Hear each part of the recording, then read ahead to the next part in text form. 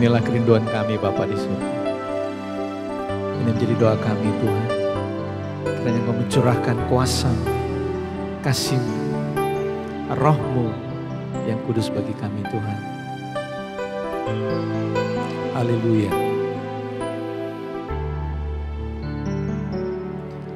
Ku rasakan kasih-Mu Tuhan. Ku rasakan kuasa-Mu Tuhan. Ku rasakan kasih kuasa Roh Kudus. Ku rasakan kehadiran-Mu. Ku rasakan kasih-Mu Tuhan. Ku rasakan kuasa-Mu Tuhan. Ku rasakan kasih kuasa Roh Kudus. Ku rasakan kehadiran-Mu. Curahkanlah kuasa-Mu Tuhan. Mujizat terjadi di tempat ini. Curahkanlah kuasa-Mu Tuhan. Mujizat terjadi sekarang ini. Mari katakan, ku rasakan kasih-Mu Tuhan. Ku rasakan kasih-Mu Tuhan. Ku rasakan kuasa-Mu Tuhan. Ku rasakan kasih kuasa Roh Kudus. Ku rasakan kehadiran-Mu.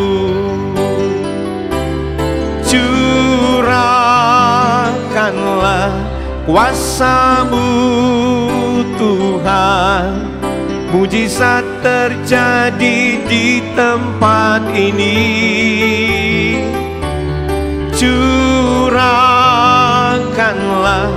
kuasa-Mu Tuhan. Mujizat terjadi sekarang ini. Curahkanlah kuasa-Mu Tuhan. Mujizat terjadi di tempat ini. Curahkanlah kuasa-Mu Tuhan. Mujizat terjadi sekarang ini.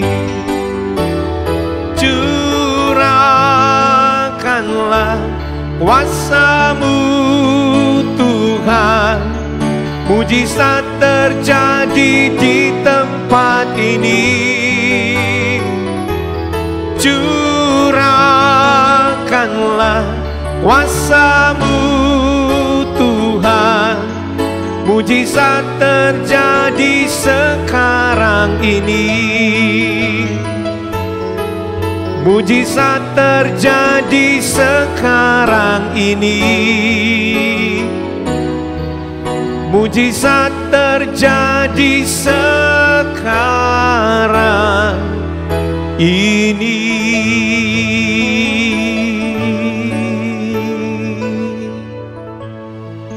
Haleluya, haleluya. Shalom warga kerajaan semua di Voice of Victory. Pada kesempatan ini, di bulan April ini, kita masih berbicara mengenai practicing humility. Bagaimana mempraktekkan kerendahan hati. Khusus dalam minggu ini, tema spesialnya adalah Humility brings honor. Kerendahan hati mendatangkan kehormatan. Jadi, kalau kita mau dihormati oleh sesama, atau dihormati oleh manusia atau orang lain, tentunya kita harus mendahulukan kerendahan hati. Seperti hukum gravitasi, semua barang yang dilempar atau dijatuhkan pasti jatuh ke bawah. Demikian juga hukum kebenaran, yaitu firman Allah yang tidak bisa kita bantah, bahwa kerendahan hati itu mendatangkan kehormatan. Jadi selalu ini menjadi prinsip dalam kehidupan kita, menjadi satu-satunya pegangan kita. Amsal 18 ayat 12 berkata, tinggi hati mendahului kehancuran, tetapi kerendahan hati mendahului kehormatan.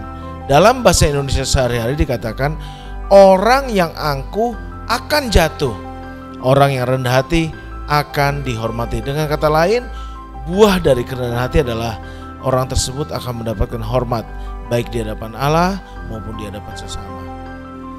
Dunia seringkali menganggap kehormatan itu diperoleh dengan cara-cara melalui kekuasaan, pencapaian, ataupun pengakuan dari orang lain. Namun Alkitab mengajarkan prinsip kebenaran yang berbeda. Kerendahan hati adalah jalan menuju kehormatan. Saya ulangi, kerendahan hati adalah jalan menuju kehormatan. Kerendahan hati bukanlah merupakan suatu kelemahan, melainkan kekuatan yang sejati dalam hidup orang yang percaya. Itu sebabnya kita sebagai orang percaya, hendaklah kita rendah hati seperti Kristus. Tidak kebetulan dalam minggu April ini, bulan April ini, kita baru merayakan kematian Tuhan Yesus, lalu kebangkitannya. Itu merupakan tanda, bukti, teladan nyata bagaimana Tuhan Yesus yang adalah Tuhan mengosongkan dirinya, mengambil rupa seorang manusia menjadi sama seperti hamba, bahkan taat dan setia sampai mati di kayu salib. Itu adalah kerendahan hati yang sejati, dan oleh karenanya kehormatan datang kepada Tuhan Yesus, bahwa kepadanya dikaruniakan nama dan segala nama. Bayangkan saudara, itu adalah bukti nyata bahwa buah kerendahan hati adalah kehormatan. Nah, mengapa kerendahan hati mendatangkan kehormatan? Kerendahan hati bisa mendatangkan kehormatan karena prinsip ini merupakan tatanan ilahi yang diajarkan dalam firman Tuhan dan terbukti dalam kehidupan sehari-hari. Kerendahan hati membuka ruang untuk pembelajaran dan pertumbuhan. Orang yang rendah hati tentunya bersedia untuk belajar, bersedia menerima teguran dan terus bertumbuh. Orang-orang yang rendah hati ini merasa tidak sudah tahu segala-galanya dan bahkan merasa lebih hebat dari orang lain. Sehingga orang-orang yang rendah hati ini terbuka untuk menerima masukan atau bahkan kritikan dari Tuhan maupun dari orang lain. Sifat ini mendatangkan kehormatan karena orang yang terus bertumbuh akan nantinya dihormati oleh orang-orang sekitarnya. Amsal 15 ayat 33 berkata, takut akan Tuhan adalah didikan yang mendatangkan hikmat, dan kerendahan hati mendahului kehormatan. Nah, mari kita belajar bersama apa maksud kerendahan hati yang dapat mendatangkan kehormatan. Kita tahu bahwa kesombongan adalah akar dari banyak kejatuhan, baik dalam hubungan, karakter, ataupun kehidupan rohani. Nah, kerendahan hati inilah yang melindungi kita dari sikap tinggi hati, arogan, angkuh, yang membuat kita menjadi orang yang sulit diajar, tidak mau mendengarkan orang lain, dan bahkan mengandalkan kekuatan sendiri. Kerendahan hati itu mendatangkan kehormatan karena mendatangkan kasih karunia dan perkenanan Tuhan, membuka pintu bagi kehormatan yang sejati dan kekal. Dan kerendahan hati membuat kita bisa menjadi teladan serta menjadi berkat bagi orang lain. Satu-satu kita akan bedah ini. Kerendahan hati menarik kasih karunia Tuhan. Tuhan berkenan kepada orang yang rendah hati dan memberikan kasih karunia-Nya. Kerendahan hati merupakan pintu di mana Tuhan dapat bekerja dalam kehidupan kita. Karena kita dengan sadar mengakui bahwa segala sesuatu adalah dari Dia. Bukankah air mengalir ke tempat yang rendah? Marilah kita jadi orang yang rendah hati, supaya dengan kerendahan hati tersebut kasih karunia Tuhan dan anugerahnya mengalir dalam kehidupan kita. Yakobus 4 ayat 6 berkata, tetapi kasih karunia yang dianugerahkannya kepada kita lebih besar daripada itu, Karena itu katakanlah, Allah menentang orang yang congkak, tapi mengasihani orang yang rendah hati. Jangan jadi musuh Allah, tapi mari kita jadi sahabat Allah dengan tetap rendah hati di hadapan Allah. 1 Petrus 5 ayat 6 berkata, karena itu rendahkanlah dirimu di bawah tangan Tuhan yang kuat, supaya kamu ditinggikan pada waktunya. Yang kedua, kerendahan hati mendatangkan kehormatan yang sejati. Kehormatan yang sejati datang dari Tuhan saja, bukan dari pujian atau pengakuan dunia atau pengakuan manusia. Itu sebabnya firman Allah menasihatkan kepada kita, jangan cari pujian dari manusia, jangan cari validasi dari dunia. Tuhan memuliakan mereka yang hidup dengan rendah hati dan yang hidup memuliakan Dia.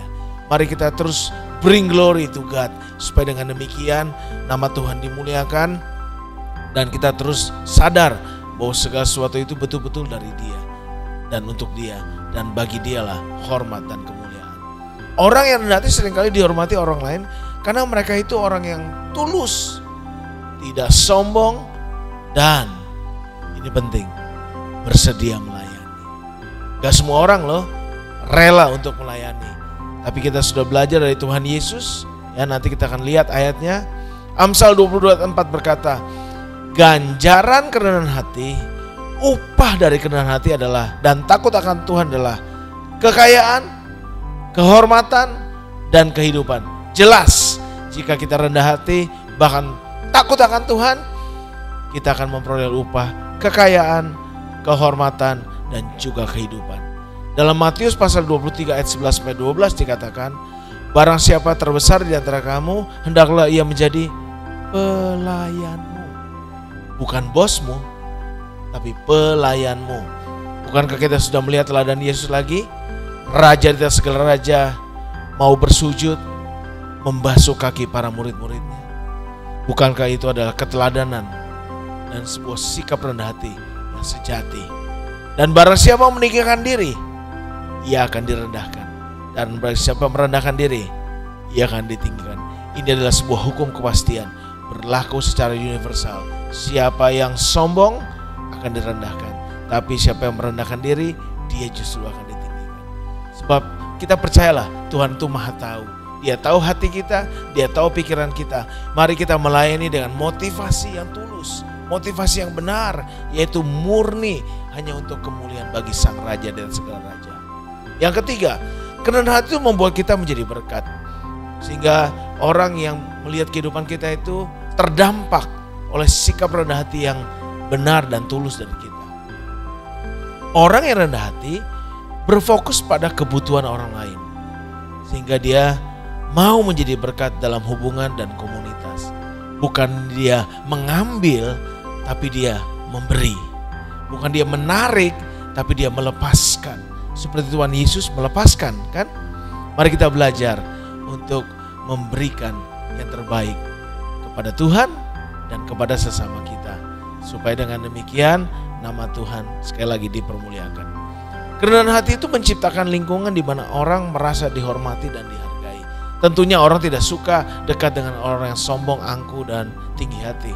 Gak nyaman rasanya. Tapi kalau kita dekat orang yang rendah hati itu, kita rasa aman, kita rasa senang ya. Kenapa? Karena tanpa sadar itu adalah nilai daripada kerajaan Allah. The kingdom of God value itu ada di situ. Ya, humility, salah satu dari light, dari 5 nilai, salah satu adalah kerendahan hati.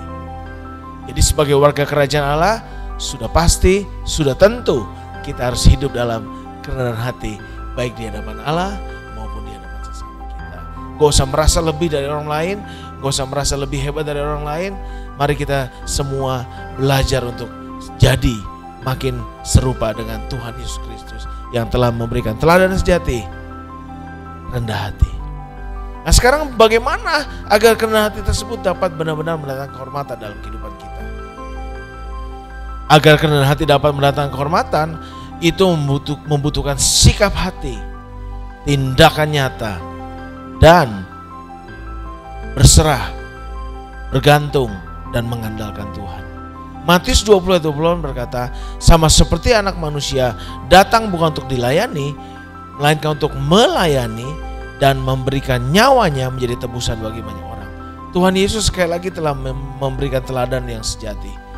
mengambil jadi seorang hamba, melayani, bahkan mengorbankan dirinya bagi kepentingan banyak orang. Bagaimana secara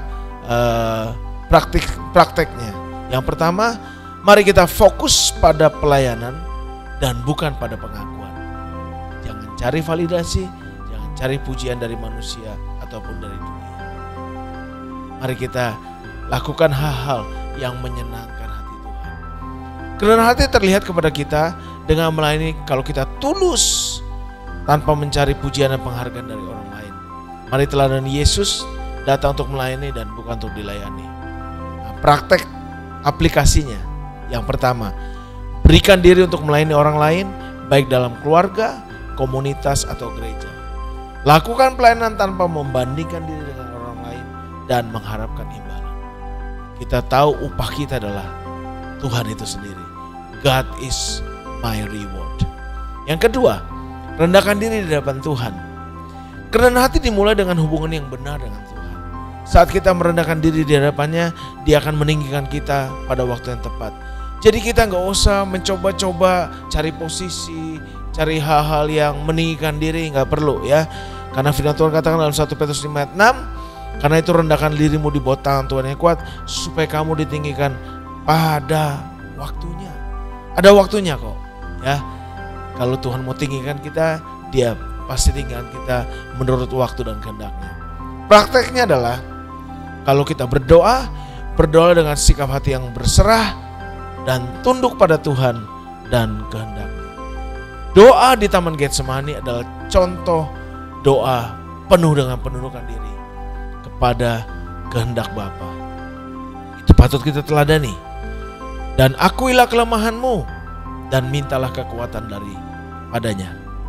Yang ketiga, dalam hubungan dengan sesama, hormati orang lain dengan tulus. Ya, harus ada kasih yang murni. Rendah hati berarti memandang orang lain sebagai ciptaan Tuhan yang berharga. Ya, semuanya adalah ciptaan Tuhan yang berharga. Kita nggak perlu merasa lebih, kita juga nggak perlu merasa minder. Kita semua punya panggilan yang unik masing-masing. Mari kita hidup dalam pertandingan kita masing-masing. Nah, berusaha untuk menghormati orang lain tanpa memandang status, kekayaan, atau jabatan mereka. Surat Yakobus berkata loh, kita nggak boleh membeda-bedakan orang. Kita tidak boleh membeda-bedakan status dan sebagainya. Ya, Filipi 2:3 berkata, Tuhan Yesus dengan tidak mencari kepentingan sendiri atau pujian yang sia-sia. Sebaliknya hendaklah dengan rendah hati yang seorang menganggap yang lain lebih utama dari diri sendiri. Bukan tadi sudah disampaikan dalam firman Tuhan sebelumnya ayatnya, Dia mengorbankan dirinya. Dia menganggap yang lain lebih utama.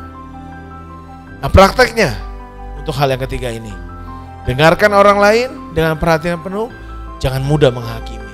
Ya, kita nih gampang sekali menghakimi, gampang sekali melihat kekurangan orang. Padahal dalam diri pribadi orang tuh pasti ada juga banyak kelebihannya. Kalau kita sadari juga kita ini juga banyak kekurangannya kok. Ya, itu supaya jangan saling menghakimi. Hargai pendapat, hargai usaha keberadaan orang lain, bahkan mereka yang berbeda dengan kita. Nah, kesimpulannya adalah untuk kali ini adalah, pertama, orang yang rendah hati itu tidak berpusat pada diri sendiri, melainkan memiliki kasihan tulus kepada orang lain. Kita melayani tanpa mencari penghargaan atau pujian dari orang lain. Menghormati orang lain dan membangun hubungan yang kuat dengan orang lain. Mereka dihormati, orang-orang yang di rendah hati itu dihormati karena integritas, ketulusan, dan kesederhanaan mereka. Tuhan harus menjadi pusat kehidupan, sehingga kehormatan sejati diperoleh dari Tuhan, dan hal ini adalah hal yang jauh lebih berharga dari apa saja yang dunia bisa berikan. Selamat melayani, semangat melayani. Tuhan Yesus memberkati. Dalam nama Yesus, amin.